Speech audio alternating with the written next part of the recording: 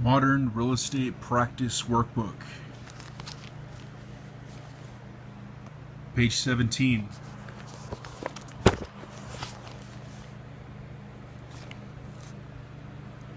'23. The principle of the doctrine of prior appropriation determines A. Which users' water rights have priority. B. Who owns the fixtures. C. How personal property is distributed. Or D. Who has access to water rights. The answer is A. Which users' water rights have priority. Number 24. All of the following apply to water rights except A. Riparian rights. B. Littoral rights. C. Avulsion. Or D. Appurtenant.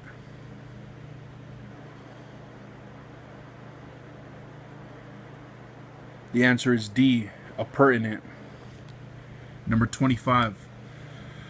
The document that confirms a new building has met all the minimum building standards and is the final regulatory step in the process of offering new construction for sale is called A.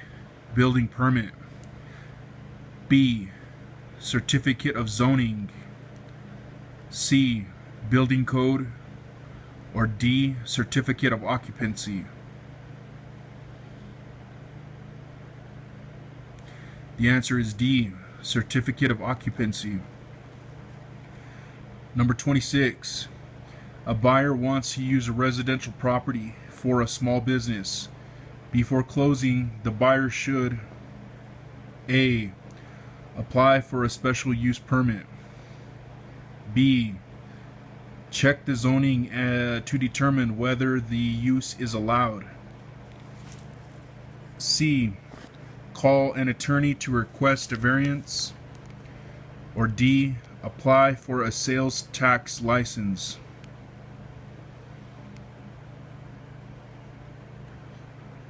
The answer is B.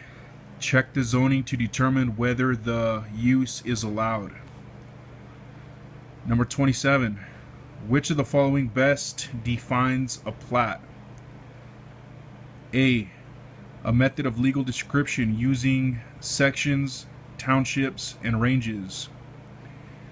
B. An informal reference to properties in a neighborhood. C.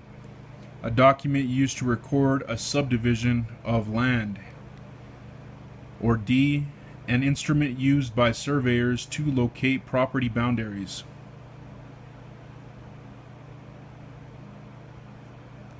The answer is C. A document used to record a subdivision of land. Number 28. Which of the following is true about mineral rights? A. They represent an interest in personal property. B. They often are held by a third party. C. They belong to the state. Or D. Liquid minerals are considered personal property.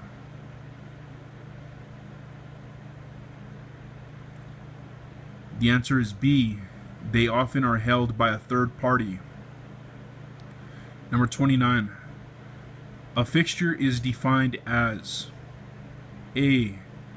Personal property attached to real property. B. A lien of record. C. Chattel. D. An encumbrance.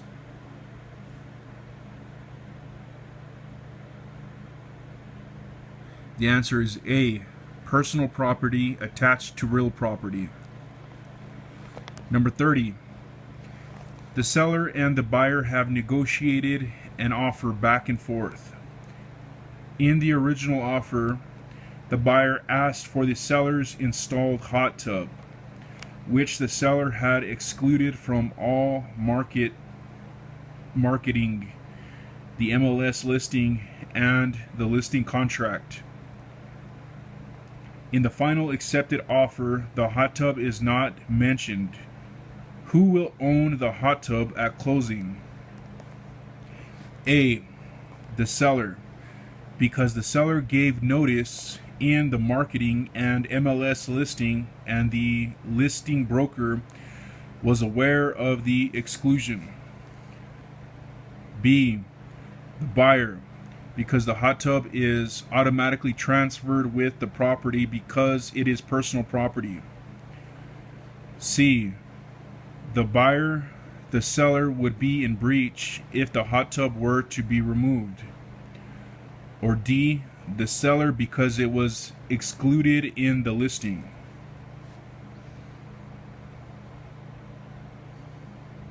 The answer is C. The buyer. The seller would be in breach if the hot tub were to be removed.